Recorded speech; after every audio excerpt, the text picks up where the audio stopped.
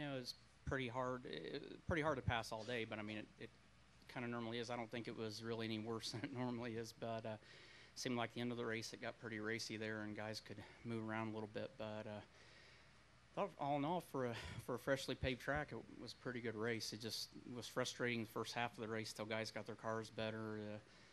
You really kind of just got stuck, and then it seemed like the longer the race went, the easier it got to pass toward the end. But the restarts were insane. But you had to take full advantage of them.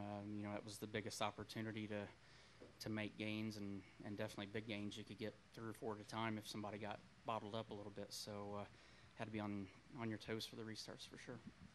Yeah, questions for Tony. We've got wireless microphones for you around the media center. Please raise your hand and give us your name and affiliation before you start. We'll start up here with Mike.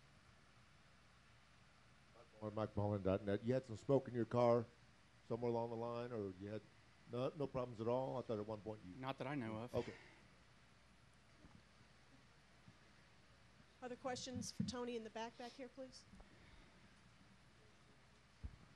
Tom Bowles, front stretch. Tony, half the field got busted for pit road speeding at some point today, and I just was wondering, how big of a focus was the timing lines for you guys heading into the race? Did you feel properly prepared for that going in? What do you think was going on today? Oh, I don't know. I mean, I was obviously being told from the crew chief that a lot of guys were getting busted in that last segment, so we just made sure and we're a little bit on the conservative side. That last bracket there, but we didn't have any issues with it. I mean, it just shows the guys are pushing the envelope so close on it that that's what creates a lot of it. But it's makes you wonder if something was going on in that particular segment, because a lot of guys got busted in the same spot. It wasn't necessarily, it just seemed to be that last segment of pit road. So that's the only thing I can speculate is that it seemed like it was the same spot for this, so there was a common denominator with everybody that got caught speeding, but I don't know what the reason would be for it.